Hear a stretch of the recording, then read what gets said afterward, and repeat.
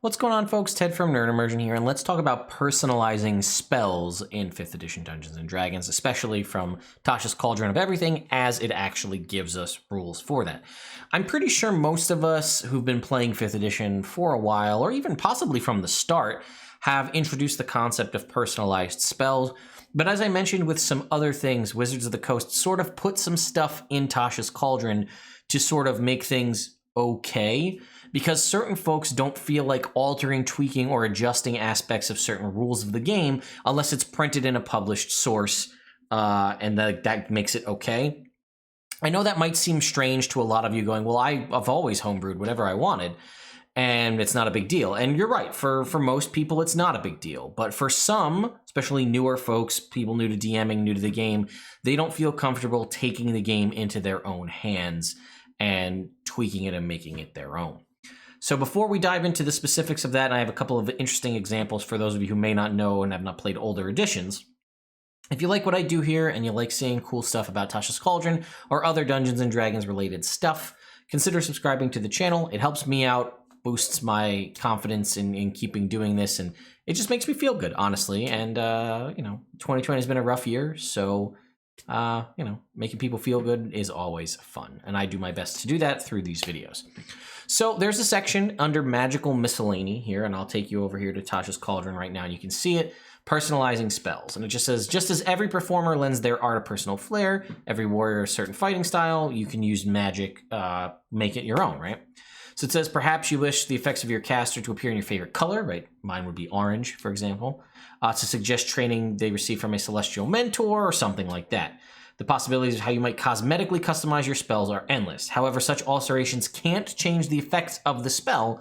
They just, they also can't make it seem like another spell. And that's important for identifying spells, for things like counterspell and whatnot. So I can't make my magic missile spell look like a fireball, because if it looks like a fireball, then that sort of has a mechanical advantage to it.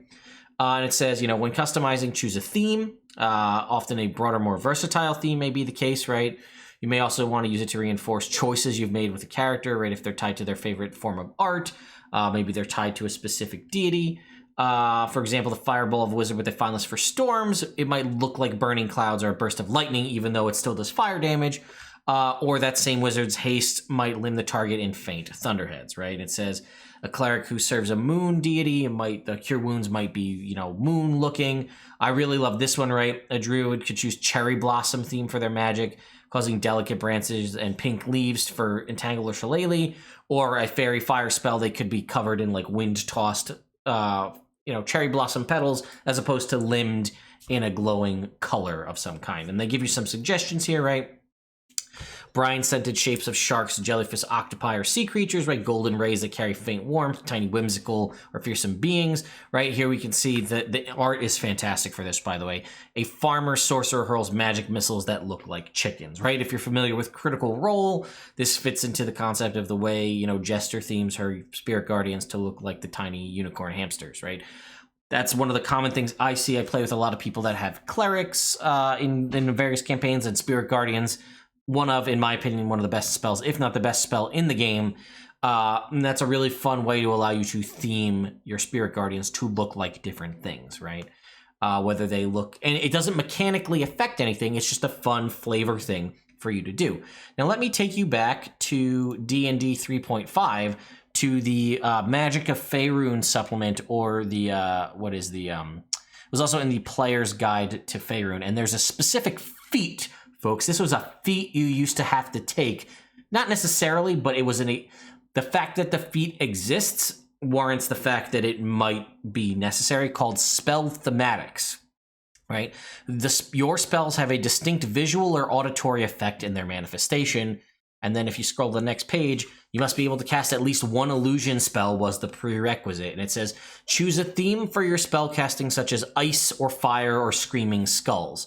All spells you cast have this theme in the manifestation of their effects. Although this does not actually change the spell in any way, you cannot use this feat to make your spell manifestations invisible. It never causes your spells to deal more damage because of the visual change. For example, if your theme is fire, then your magic missile spell might appear to produce bolts of fire, although the bolts of fire are still a force effect and cause normal damage, not fire damage. If your theme is screaming skulls, your fireball might manifest as a small screaming skull that impacts the target and explodes into a fiery ball that momentarily resembles a 20-foot radius burning skull, although it causes the exact same standard fireball.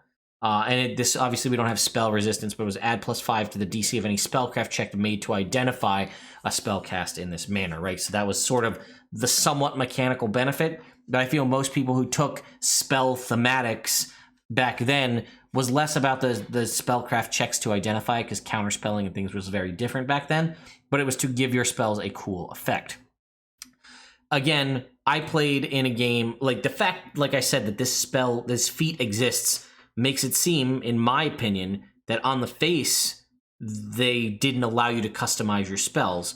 Now, my DM allowed me to do that in my first 3.5 campaign, allowed me to thematically describe what my spells, how they looked like. And not for every spell, but for certain spells.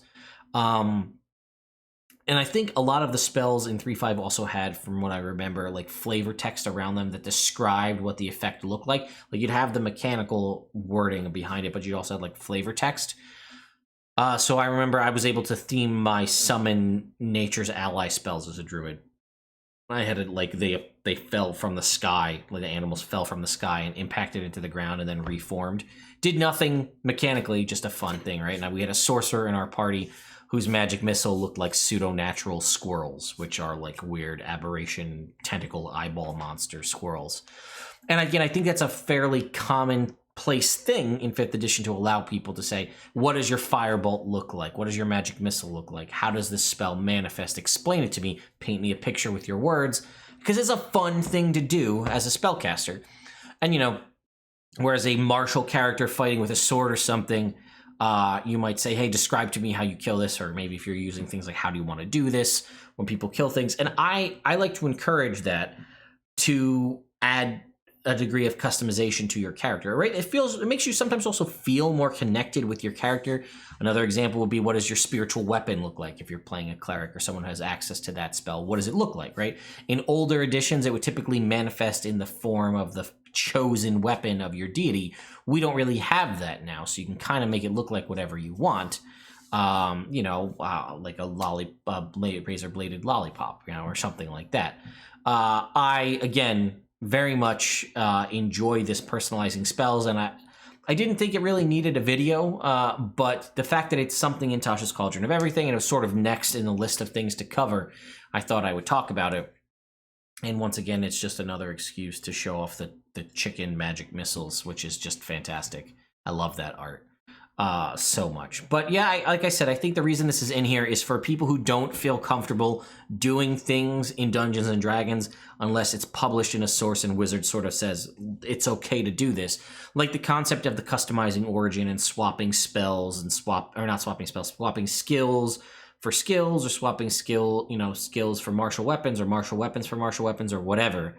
That whole concept, like people have been doing that for a long time. Hey, I don't really think musical instrument proficiency fits my character.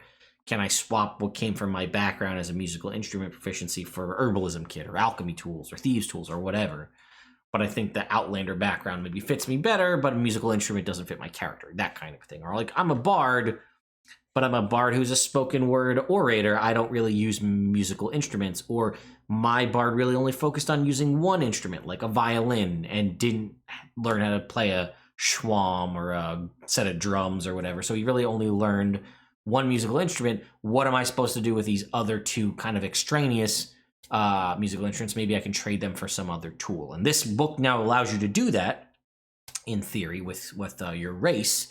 But that concept has always kind of been present if you were willing to sort of bend or break the rules, or alter them. They're not really breaking the rules, alter them to fit your game. But again, as I've said, and this is something that the Wizards of the Coast team has stated in interviews, some folks really just truly don't feel comfortable doing this unless Wizards of the Coast says it's okay to do this. And that also, I feel like, makes players feel a little bit more empowered to talk to their DM about changing some things. If it says, well, hey, it's in this book, rather than, hey, can I do this? And the DM may say, nah, I don't think so. But again, I just wanted to bring up, too, the fact that it was sort of like there were feats to allow you to customize your spells in old editions, how far we've come to just, it's sort of a mainstay piece of the game. So let me know your thoughts in the comments down below. Do you think there should be a mechanical aspect in some form to personalizing your spells, or should it stay pretty much where it is, right?